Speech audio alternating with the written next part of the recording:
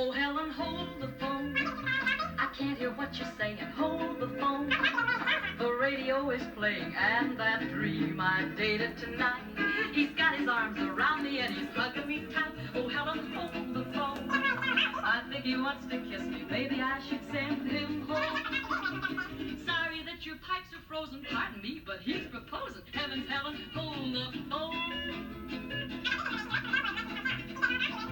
Oh, Helen, hold the phone. It's strictly confidential. Hold the phone. I'll bet you 50 cents you'll never see a crazier guy. I told him yes, I love him, and he wanted to fly. Oh, Helen, hold the phone. He wants to climb a ladder like a Romeo from Rome. But I'll have more to tell you later when I tame this alligator. Heavens, Helen, hold the phone.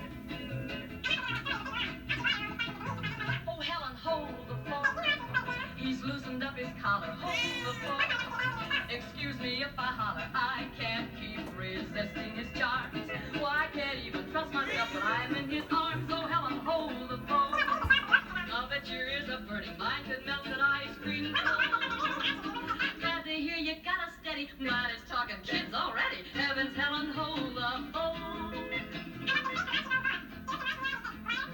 Oh, Helen. Well, the music that you are listening to, actually, this is Scott from the old Curiosity Shop.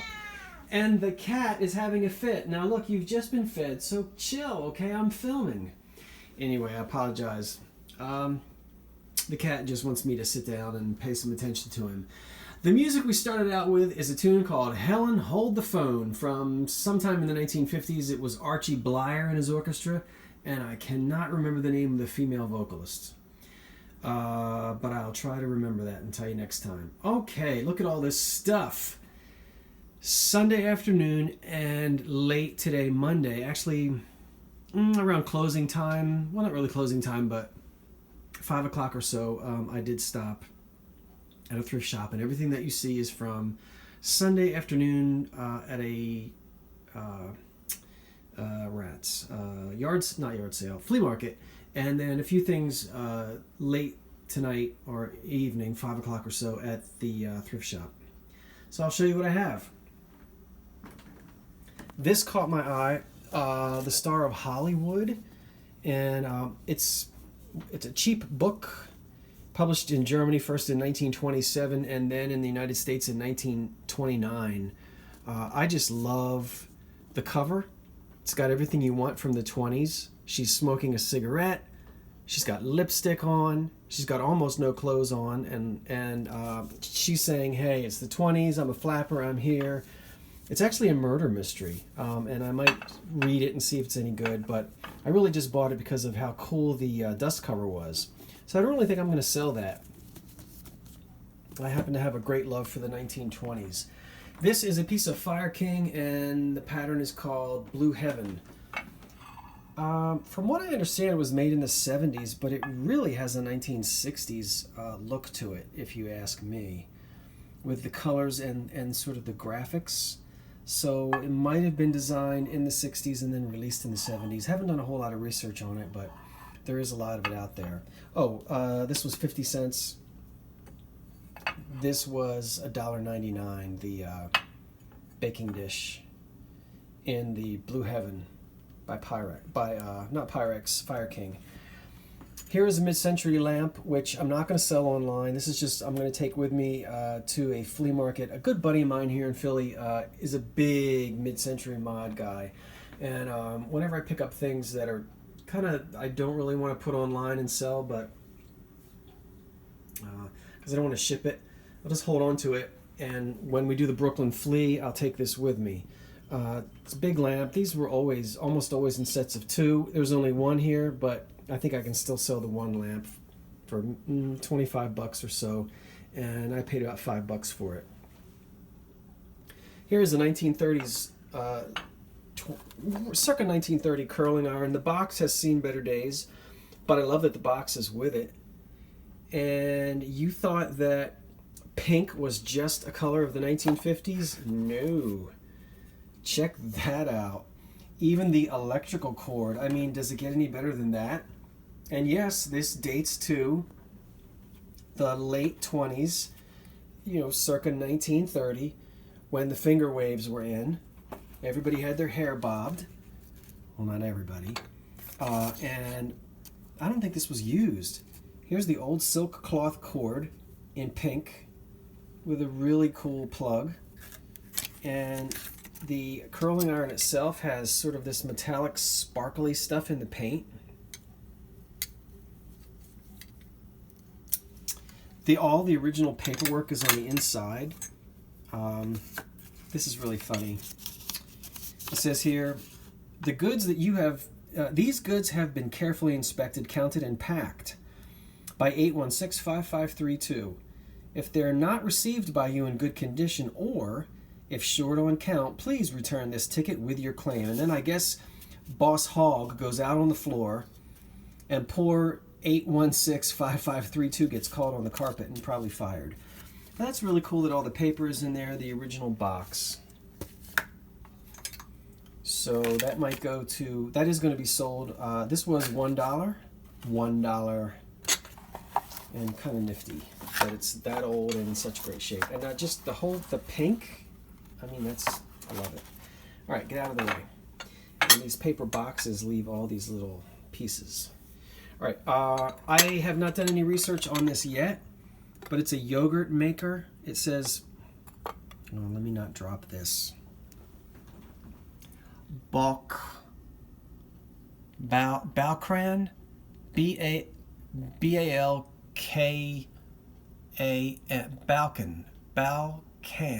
yogurt maker.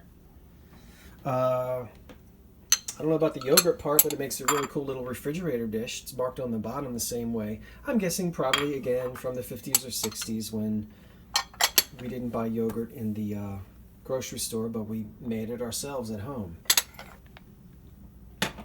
That was 50 cents.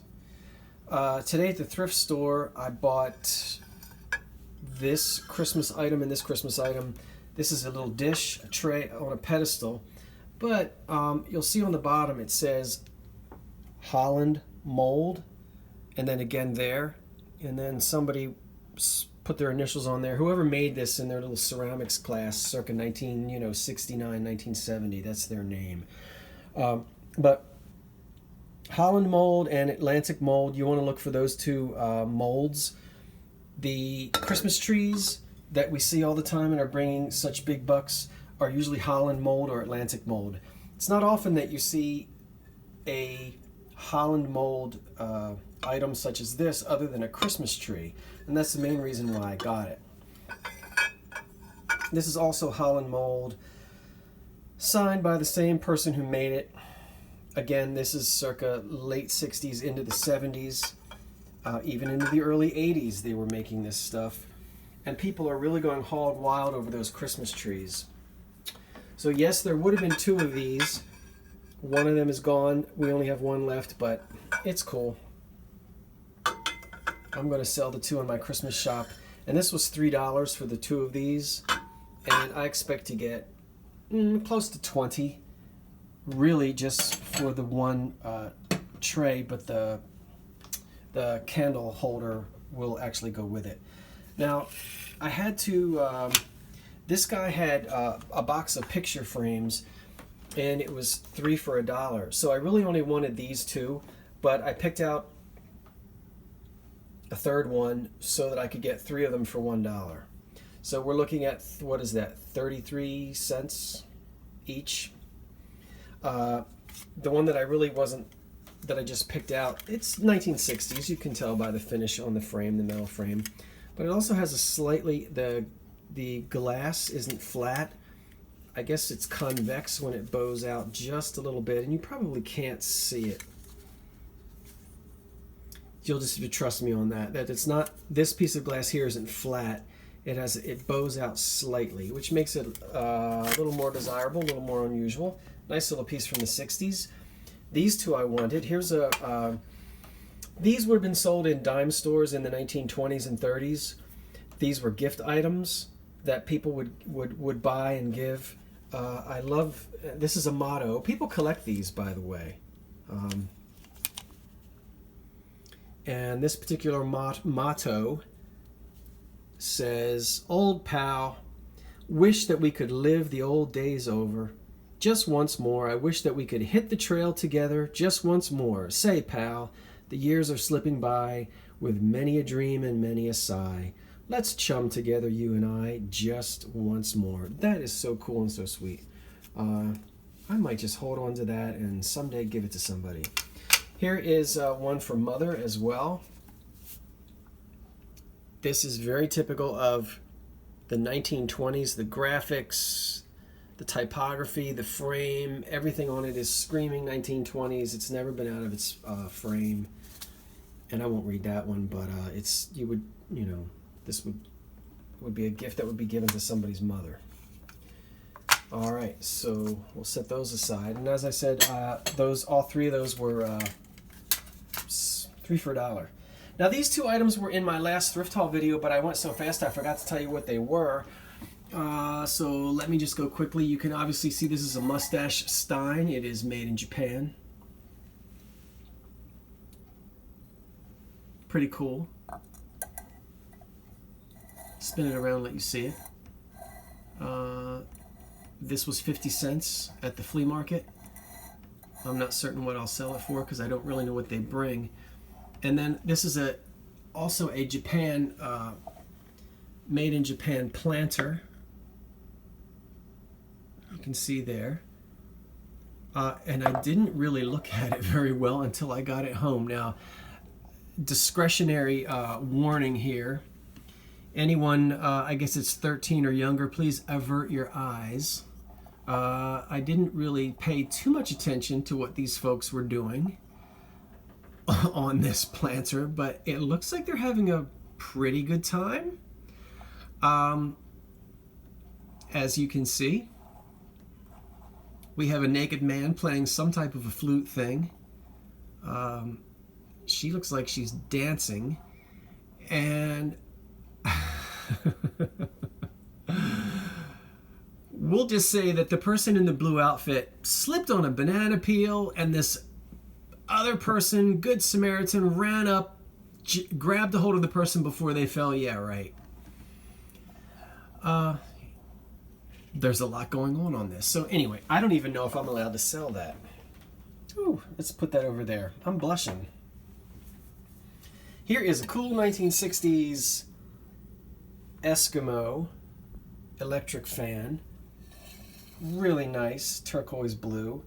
Some paint chips and whatnot on the base. Doesn't bother me at all. The fan works beautifully. Look how pretty that chrome is, or the stainless steel, or whatever it's made out of. And I just love the design. And this fan was $3. Back here, move these forward. These are two dresser lamps. Again, probably circa 1925 to 1935. They're not hand painted. These are decals. And they're not signed on the bottom. They need to be restored. There are no sockets, but I will restore them, put sockets on them. They're just really pretty porcelain. And I'll, as I said, wire them, put some old sockets on them, and we'll have a really nice pair of antique dresser lamps from, well, I'll say about 1930. That's what we have over here as well. And these I picked up today. These need a lot of restoration. I did clean the glass. You can see that I've taken them apart. They're really just sort of sitting here unscrewed. So I need to put two sockets on them and rewire them. These are two dresser lamps, and they date again to about 1930 in that clear glass. And there's another one back here that I'll slide forward. This is also a 1930s dresser lamp. I know it looks like the shade and the base don't match, but they're cut. This is frosted so that you don't see the light bulb. But if I can do a close-up, you can see the diamond pattern there, and it's the same, kind of hard to tell, but it is the same diamond pattern on the bottom. So I do believe that this shade did go with this lamp. Kind of unusual in that it is so small, but there were a lot of small dresser lamps manufactured in the 30s that looked like this. Now I cut the cord off because this needs to be rewired, but I just wanted to show you sort of, here's the old cloth cord, and most of the silk is gone. As you can see, it just crumbles. This is the old silk, and it really is silk that covered these cords. I mean, it's a hot mess. I will rewire the whole thing, but I'll keep this old I don't think this is Bakelite. It might be. Doesn't really matter. But it's really cool to have. If you look at the detail, there's actually an acorn and acorn leaves pressed into the plug, which was typical of plugs of that era, the 1930s. And it's just a cool detail. It's nice to have that. So I'll clean this mess up later. There's a Lido anchor hocking pitcher. This is called Aquamarine. That's what anchor hocking called it. They didn't call it turquoise or ice blue or sapphire blue or anything like that. It was called Aquamarine. And a little harder to find the pitchers in this color. You see a lot in the avocado, the amber, and the clear. I love this color, and I really dig that pitcher. And then the last thing that I have to show you are back here. These I'm going to keep for myself for a while because I love old Christmas. And when I found these, boy, did I fall in love with them. There are 3 of them, and I'll just do a quick. Well, let me pull these out. They're made in Western Germany, as you can see right there and there. And students of history will remember that Western Germany came into being, I believe it was 1948 or 49. I'll say 1949. So we know that these were made right around that time period and not before. They are die-cut cardboard, and these would have had calendars on them. I don't know if you can see, there's a slot there, there, and there. And this is what was originally on there.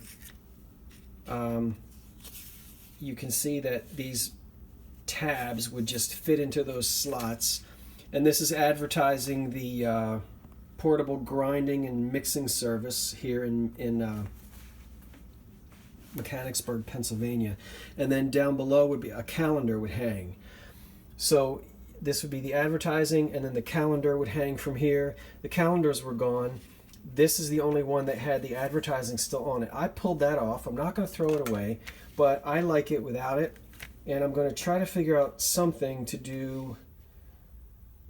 I'm not going to cut these, but I do want to figure out, maybe I can find something that's old and from this time period, some other type of Christmas decoration that maybe I can apply to this and really just use these as Christmas decorations, because I really like them. There were 3. I bought 3 of them for $10. I think this one is my favorite one, with the creche, and there's little sparklies in the trees and the shooting star, well, the star in the east, and then the manger scene. I'll back up so you can really see it. Now this one is also marked Western Germany. And the last one is obviously made by the same company, but this one simply says Germany. So this was made before 1949. So I kind of want to date this one to maybe 1947, 48, and those 2 right after Western Germany in 1949. And then this one is really sweet too. There's also glitter on it, a lot of nice detail. And these are going to make really nice decorations at Christmas time. Really nice that these pieces of ephemera, which were basically meant to be thrown away, have survived. Okay, and now the cat is saying, put something in my dish. Okay, it's Scott from the Old Curiosity Shop saying, thanks for watching and so long for now.